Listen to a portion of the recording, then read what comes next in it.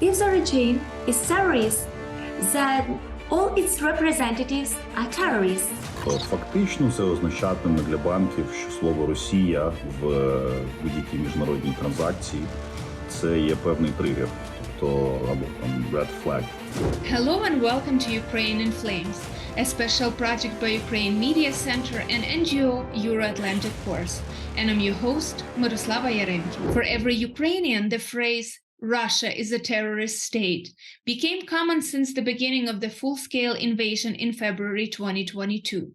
It's basically an unofficial public advocacy campaign by civil society and the government of Ukraine aimed at international recognition of Russia as a state sponsor of terrorism.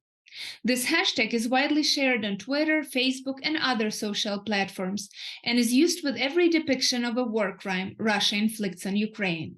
So in today's episode, we're going to talk about the prospects and expected consequences of labeling Russia as a terrorist state. If you want to learn more about this subject, please continue watching this video and subscribe to our channel so that you don't miss our videos in the future. It's worth noting that state sponsor of terrorism is a status applied exclusively by the United States to certain countries for supporting acts of international terrorism. This status entails legal, economic, and diplomatic consequences. The country in question becomes an exile on all major international platforms, and most of the world's countries will not want to have dealings with it due to the risk of complicating relations with the United States.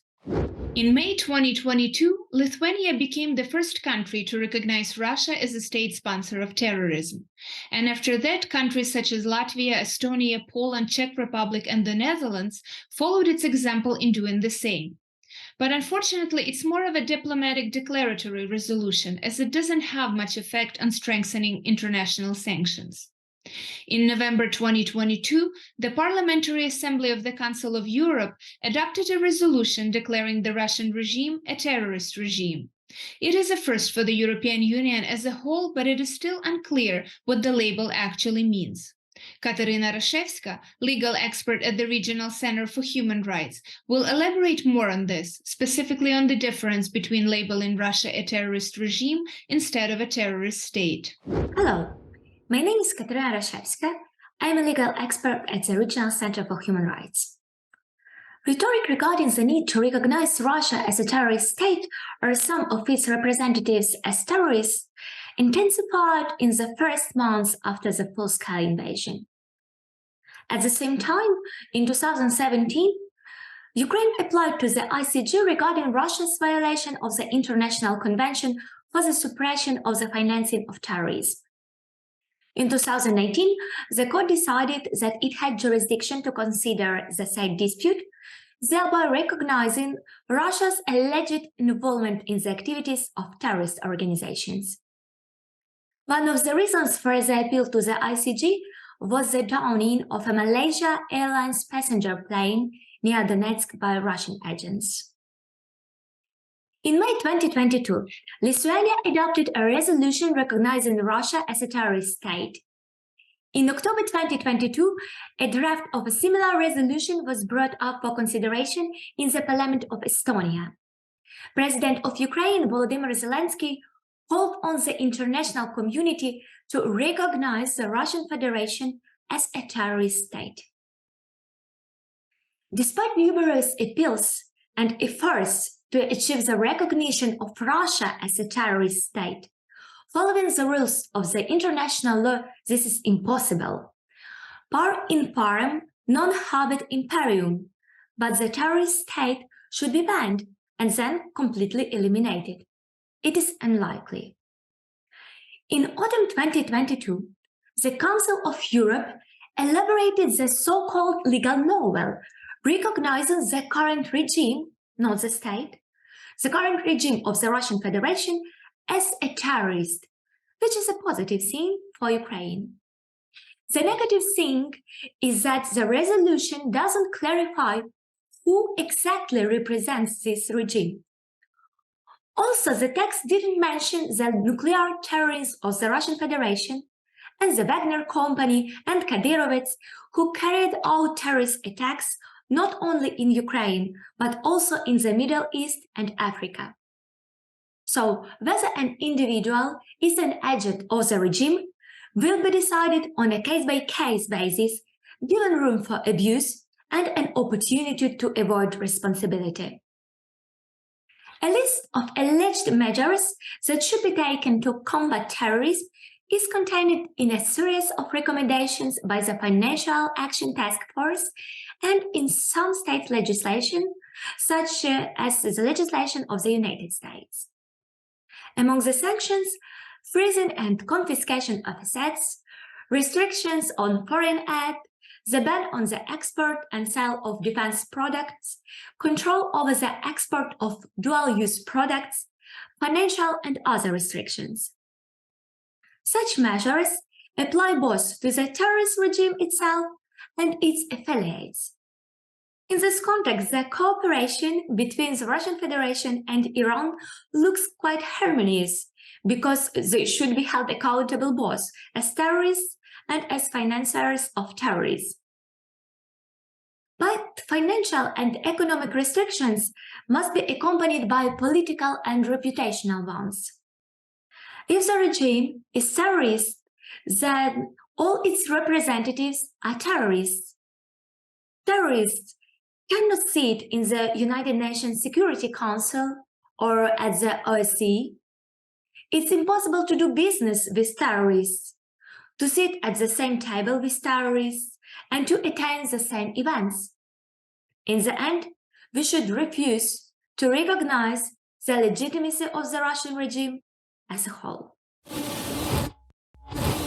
The US government has so far resisted recognizing Russia as a state sponsor of terrorism, citing potential unintended consequences under its legal system. Currently, there are only 4 countries labeled by the US as such: Cuba, Iran, North Korea, and Syria. So if the US Secretary of State will make the decision to apply this designation, besides the desired economic, legal, and diplomatic consequences to weaken Russian Federation and its ability to finance the war, it will mean a lot for Ukrainians, as Russia has been a de facto terrorist state historically for about 300 years. And not only Ukraine has been suffering for a long time because of Russian aggression, so labeling Russia for what it is will restore historical justice for a lot of people that were hurt by this terrorist state. So let's hear Andriy Shuran, compliance and AML independent specialist, and he will explain what it will mean for the Russian Federation to be designated a state sponsor of terrorism by the US and what consequences it may bring. Наразі ключовим є, це саме статус держави-спонсора тероризму, він походить з США. І на ключові якісь законодавчі ініціативи чи закони, вони існують, власне, в США вже дуже давно. Тобто критерії, які є в законодавстві США, вони передбачають під собою сприяння терористичним організаціям, вчинення терактів агентами, власне, держави-терориста, організації і сприяння кібертероризму. Ну і фінансування різних терористичних організацій, тобто там, в принципі, цілий ряд критеріїв. Механізм визнання держави, він може включати будь-які з цих критеріїв, і, власне, персональні санкції до тої чи іншої держави, вони можуть різнитися, тобто в залежності, знову ж таки, від секторів економіки, які є важливими для держави. Якщо ми говоримо гіпотетично про Росію, то це, звичайно, там нафта, газ, високі технології та інші сектори. Загалом, якщо ми говоримо про законодавчу базу, то це там є 3 основних пункти. Це 620 розділ закону про іноземну допомогу. Власне, сам закон 1961 року, але він з оновленнями. Тобто він забороняє будь-яку допомогу США для, власне, держав, які визнано терористичними чи спонсорами тероризму. Це також розділ 40 закону про контроль за експортом зброї, який, власне, забороняє експорт, кредити, будь-які фінансові гарантії чи іншу фінансову допомогу, та також передбачає ліцензування експорту. Тобто, фактично, фінансова система США, вона не зможе повноцінно співпрацювати з фінансовою системою Росії. І це також ще один закон, вірніше розділ 1754-С закону про експортний контроль, який також впроваджує певні вимоги до ліцензування. Тобто там прописано механізм, як може відбуватися ліцензування в певних там сферах економічної діяльності, якщо це потрібно там США, да, і посилається, власне, на ті два закони, про які я вже сказав до цього. Щодо основних обмежень, як це буде, чому це добре для України та й, власне, для всього світу, визнання саме, тобто отримання статусу держави-терориста, перш за все, від США, перш за все, це транзакційні обмеження для фізичних та юридичних осіб. Якщо ми говоримо про США, то знову ж таки з США, перш за все, тобто на участь у будь-яких фінансових операціях, які можуть бути проведені з РФ. Перш за все, це стосується, звичайно, державного сектору економіки РФ, тобто там уряд РФ, будь-які державні організації, компанії, тобто буде існувати певна заборона на будь-яку діяльність. Другий пункт – це вторинні санкції, тобто це мається на увазі робота міжнародної фінансової системи загалом з державою-терористом, яку гіпотетично США може визначити. Тобто фактично мається на увазі, що в нас більшість транзакцій, як, напевно, ви знаєте, проходить в доларі США, і будь-які інші банки-кореспонденти, мається на увазі не американці, вони будуть боятися проводити такі операції через те, що вони контролюються з боку Сполучених Штатів Америки. Тобто фактично це означатиме для банків, що слово «Росія» в будь-якій міжнародній транзакції це є певний тригер, тобто або там red flag. Да? Тобто кожна транзакція з Росією, вона має, тобто вона буде перевірятися ще більш прискіпливо, ніж вона перевіряється зараз, що за собою веде до того, що власне всі операції, які відбуваються з Російською Федерацією, вони будуть як мінімум затримуватись. Але загалом, якщо, знову ж таки, статус держави-спонсора тероризму буде, можемо сказати, надано, якщо ми можемо так сказати, звичайно, то, в принципі, банки, скажімо так, банки чи фінансові організації, які дорожать своєю репутацією, вони швидше за все будуть відмовлятися від цих операцій, і для нас це, звичайно, прекрасно. Ще один наслідок – це внесення до так званого FATF Blacklist, тобто чорного списку FATF. FATF є організація міжнародна фінансова, яка займається на глобальному рівні протидією фінансування тероризму та відмиванню коштів. І вони також ведуть свої списки, знову ж таки, по терористам, фізичним особам, по юридичним особам та по країнам. Тобто вони роблять оцінку країн за різними критеріями протидії відмивання. І окремий список – це держави-терористи. І, власне, це, якщо, знову ж таки, США приймуть, визнають статус такий за Росією, то це, звичайно, не автоматично заставить ФАТФ, зробити, тобто внести Росію в цей список, але тим не менше, тобто це, скажімо так, спонукає їх зробити це швидко, тому що ініціативи про внесення до чорного списку ФАТФ існують ще з початку війни, але тим не менше поки що цього рішення немає.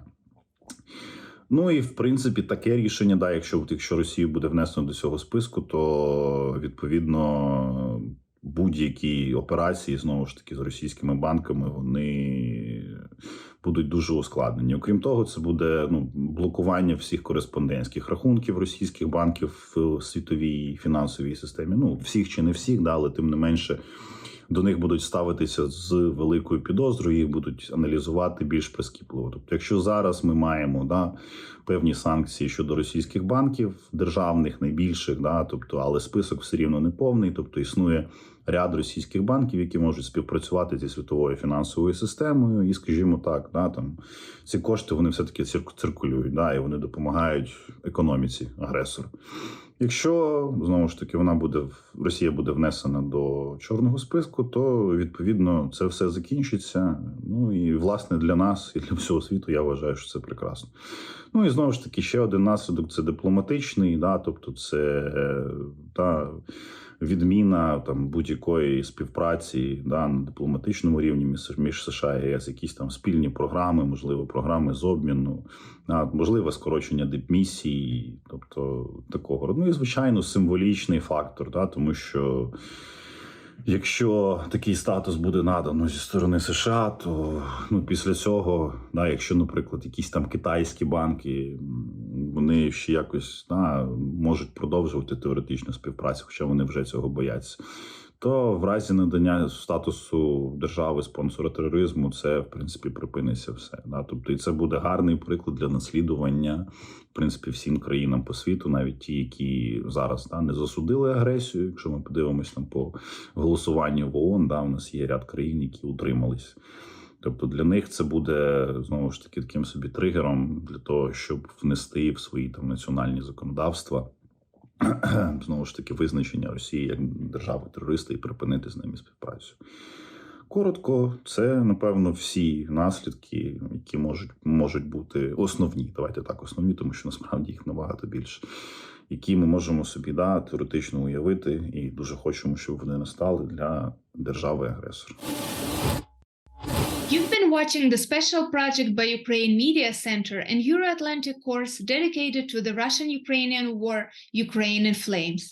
In the description under this video, you can find information on how you can help Ukraine fight Russian aggression.